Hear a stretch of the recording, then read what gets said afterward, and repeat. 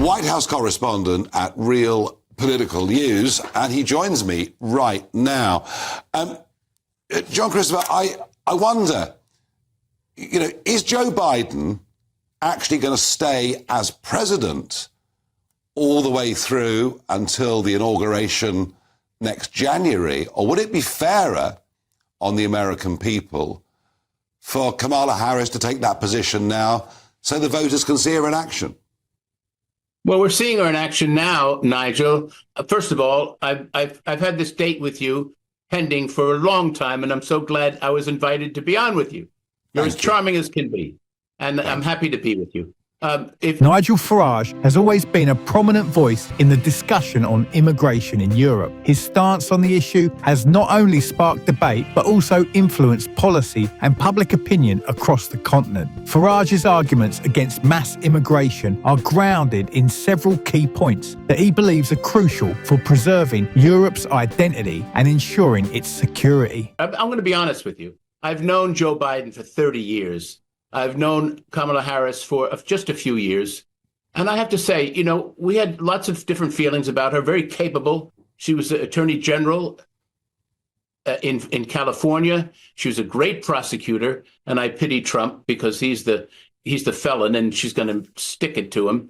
But the thing that's really amazing is yesterday, she made a speech from Milwaukee, Wisconsin.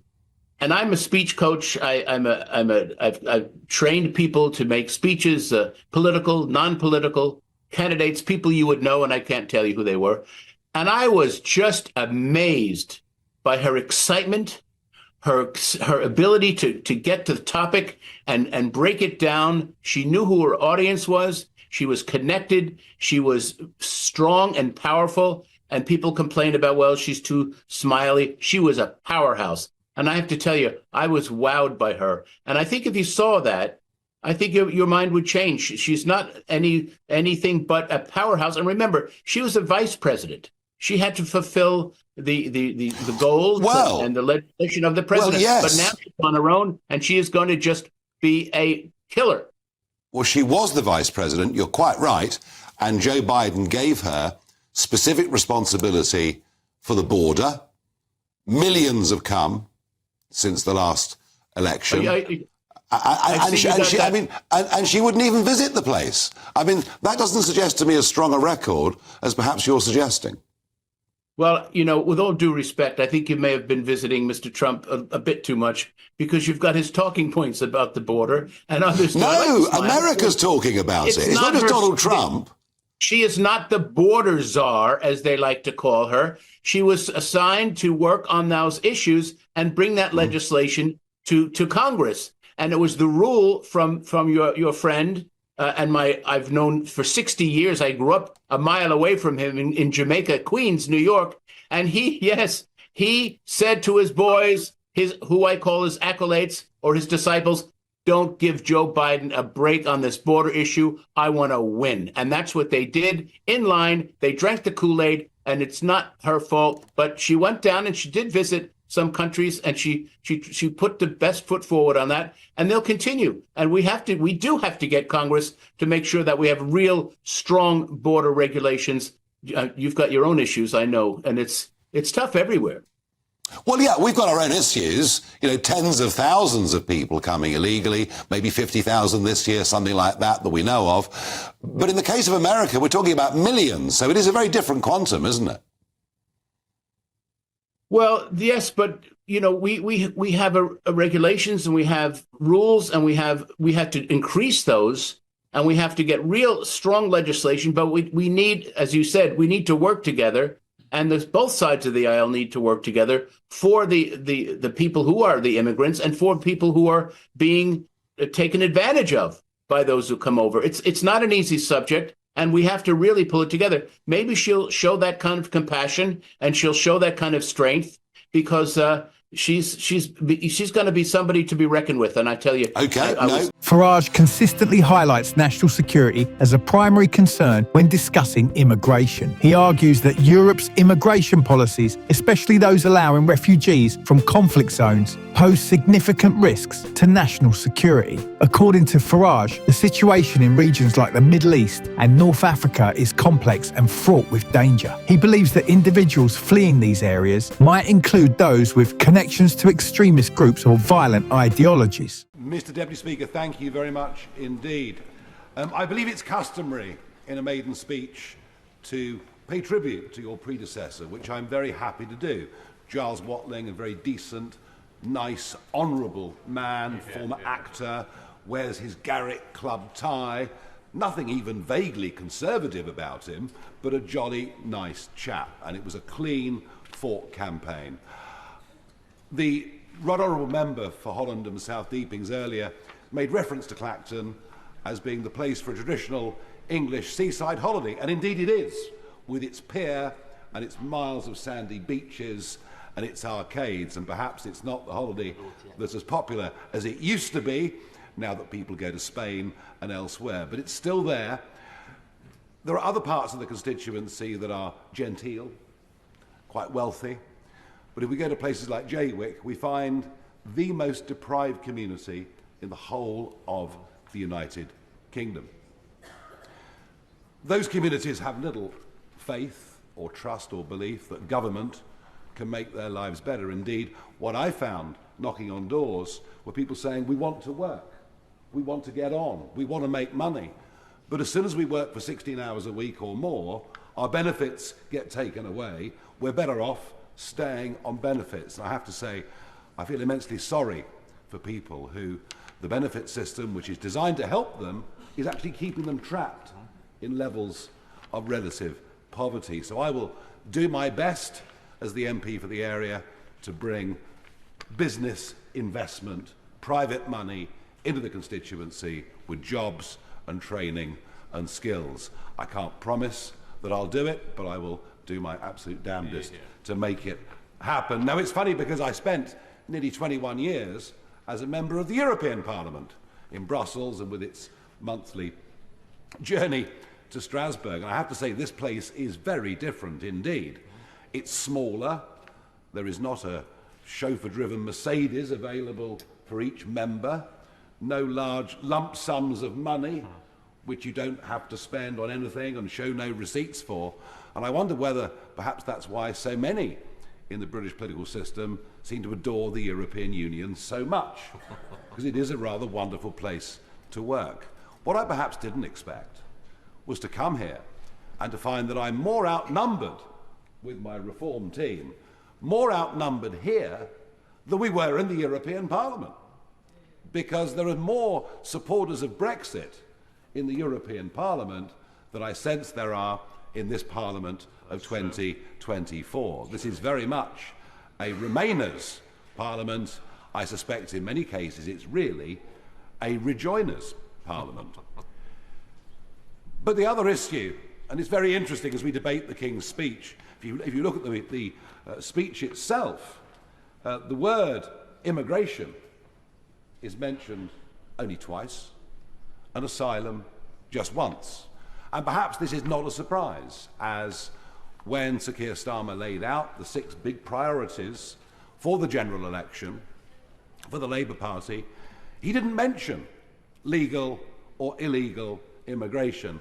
And that's the other. Farage is sceptical of the current vetting processes in place. He argues that the systems designed to screen individuals entering Europe are not robust enough to detect potential security threats. He believes that the sheer number of refugees and migrants makes it difficult to perform thorough background checks, leading to the possibility that individuals with harmful intentions might slip through the cracks. This, he argues, puts the safety and security of European citizens at risk. Farage has also expressed deep concerns about the integration of immigrants into European society. He argues that the cultural and ideological differences between immigrants from certain regions and the native European population are vast and difficult to bridge. Farage is critical of what he sees as a lack of effective integration strategies. He points to past instances where rapid and large-scale immigration has led to the formation of isolated communities rather than promoting integration.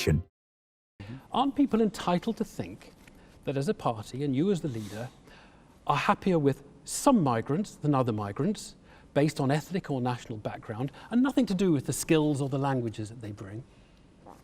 Well, do you think it would be a good idea if you had if you were running your own immigration policy, which of course Britain doesn't, because we're EU members, do you think it'd be a good idea to get a lot of people to come who didn't speak English? Do you think that would aid and abet integration in society? Well, the answer, of course, to that clearly is no. Do I think... Do you favour some immigrants? Let's suppose one from Mogadishu, with the same skills, the same ability to speak English, but not as a first language, from one from Melbourne. Do you have a preference? Do you have a preference? I have to confess, I do have a slight preference. I do think, naturally, that people from India and Australia are in some ways more likely to speak English, understand common law, and have a connection with this country than some people that come perhaps from countries that haven't fully recovered from being behind the Iron Curtain. But that's irrelevant. When you have an Australian-style point system, what you do is you take out of that all subjectivity, and you look at things on a purely objective basis. So you don't give points for being Australian or points for being Judeo-Christian? No, you get points because you've got languages and skills. But why wouldn't you? You just said you'd prefer the Judeo-Christian or the Commonwealth immigrants. Yeah, look, this country has long associations and links with Australia, with India, with countries like that, all right? And we have been friends together in crisis many, many times. And what we've done is we've turned our backs on them. We've turned our backs on them in terms of trade by making life very difficult for them. And we've really become a country whose political elite and much of whose media elite are totally incapable of thinking about the world outside the European club. You say that. In fact, your manifesto says the liberal metropolitan elite often tells us patriotism is wrong. Who is this liberal metropolitan elite who says patriotism is wrong? Well, I think you only have to look at the tweet, and I won't name her because that would be really quite nasty, but a certain Labour MP put out a tweet of a chap with a white van and with a cross of St George outside his house, as if to say, look at these ghastly people. And there is too much of that. There is too much snobbery. And actually, that's what it's about. It is London-based snobbery about the way ordinary folk feel. And out there in the country, a lot of people are unashamedly patriotic, and that's considered to be awful in London. I don't know. I just wonder whether there are different patriotic visions, and there are certain people who you would call liberal metropolitan elite who have a different vision of Britain. Did you see the Paddington Bear movie last year? No. Terrific movie with a rather sort of moving, in a sense, proclamation of the virtues of multiculturalism, which I know you hate because he's a bear and he's different and he feels very at home and is made to feel welcome here. I think using the word... Would that be a sort of metropolitan elite movie that is kind of a travesty of British patriotism and British values? The fact that you throw the word in hate like that as a sort of off-the-cuff comment... But you have lots of insults As if, of course, Mr Farage hates things... What's your evidence for that? Well, you said in your manifesto, you say multiculturalism is divisive. What is your evidence that I hate it? But you say it's divisive. You say it's a politically correct experiment.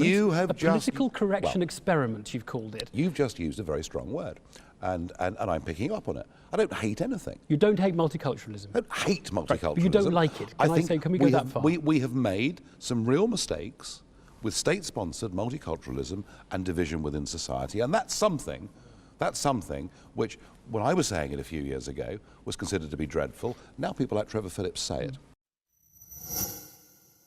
He argues that these isolated communities often do not adopt the values and norms of their host countries, leading to social fragmentation and tension. Farage believes that this lack of integration can undermine national unity and create a divided society.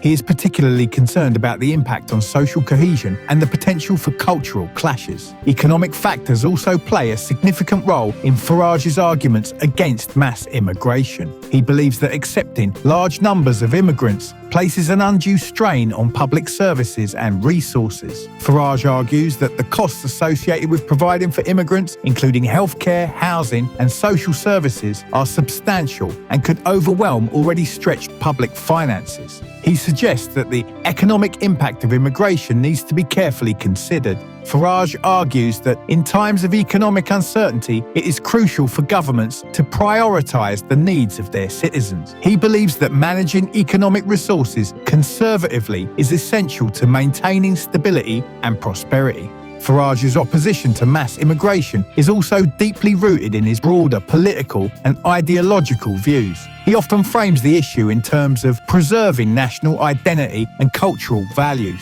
Farage is concerned that accepting large numbers of immigrants from diverse and conflict-ridden regions could lead to a shift in the cultural and demographic makeup of Europe. He believes this could be detrimental to European values and traditions. He argues that there is a need to maintain a clear distinction between the national identity of European countries and the cultural and ideological backgrounds of incoming immigrants. Farage's position reflects his broader concerns about maintaining the cultural integrity of Europe in the face of increasing immigration. Farage's views on immigration resonate with a growing number of people across Europe. His stance has contributed to the rise of populist movements that advocate for stricter immigration policies. These movements argue that the influx of immigrants threatens national security, economic stability, and cultural identity.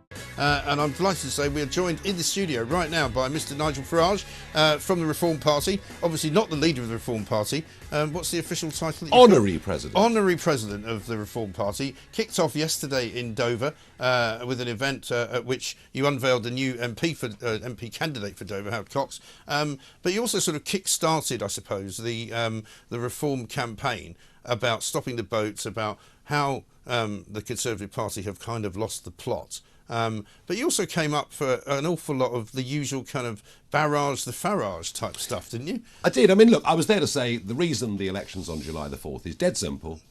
The big promise of planes going to Rwanda was not going to happen. Right. They weren't going.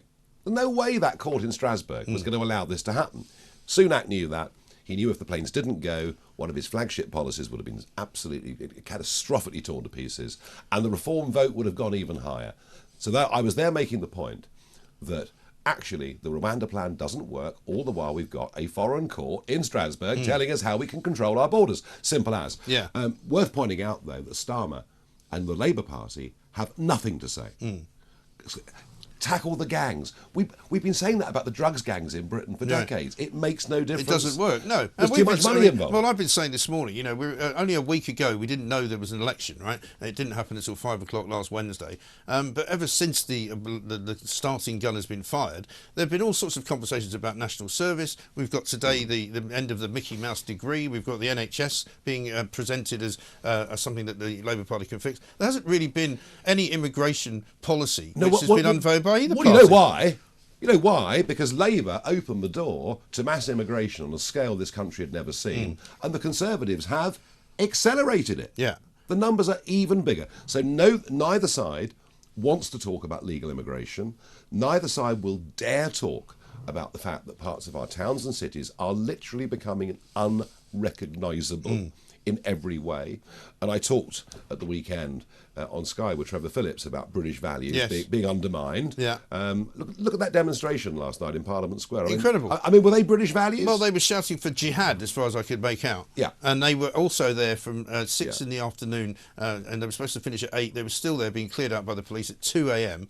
I mean, you know, my father used to say to me when he watched these demonstrations in the Middle East, what do these people do for a living? You know, there doesn't seem to be anybody actually doing any work. It's okay. The welfare state looks after everybody. Yeah, it's fine. it absolutely does. But, you know, then you see the Angela Rayner story from today, where she's been seen at the weekend talking to a group of what can only be described as Muslim community leaders, I'm assuming, promising them that if Labour gets in, they will recognise Palestine, which is not even Labour Party policy. No, and did you notice? I mean, she was begging, actually. Yeah. Begging for vote. Did you notice? Quite craven. Not a woman in the room. No. Did you notice the celebrations in Leeds, Bradford, Burnley? All the men outside chanting, not a woman to be seen. Yeah. So we're heading for sectarian politics in which women are excluded, which virtually takes us back 100 years in terms of our advancement as a society and the way in which we've changed. So my job, Mike, over the next 6 weeks is to travel around the country and to try, through the media, to challenge Starmer and Sunak to start honestly debating issues that they would rather brush under the carpet, and at the same time support reform candidates. Now, of course, many people said that you should debate Rishi Sunak. I've had a couple of messages from people before you came in today to say, why don't you challenge Keir Starmer to a debate, because actually he's more likely to be the next Prime Minister.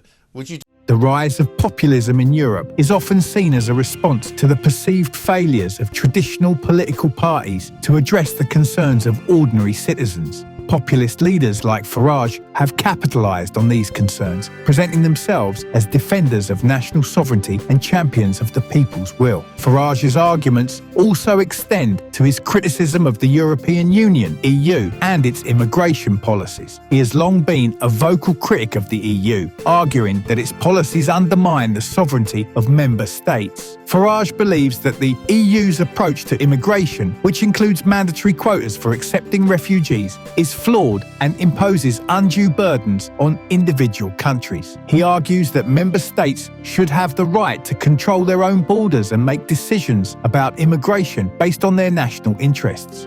Farage's criticism of the EU is part of a broader argument for the importance of national sovereignty and self-determination. Farage's influence on the immigration debate is evident in the shift in public opinion and policy changes across Europe. Increasingly, countries are adopting stricter immigration policies and taking measures to secure their borders. This shift is often attributed to the growing concerns about national security, economic stability, and cultural identity that Farage has highlighted. In some cases, these policy changes have included measures such as building border walls, increasing patrols, and implementing more rigorous vetting processes for immigrants. These actions reflect the broader trend towards tightening immigration controls and prioritising national interests. Nigel Farage's stance on immigration is driven by a combination of national security concerns, integration challenges, economic considerations, and broader political and ideological views. His arguments have resonated with many people across Europe, contributing to the rise of populist movements and influencing policy changes. As the debate on immigration continues, Farage's voice remains a powerful and influential one, shaping the conversation and impacting the future of Europe's immigration policies. Let me know your thoughts in the comments below, and for more content like this, be sure to subscribe to the channel.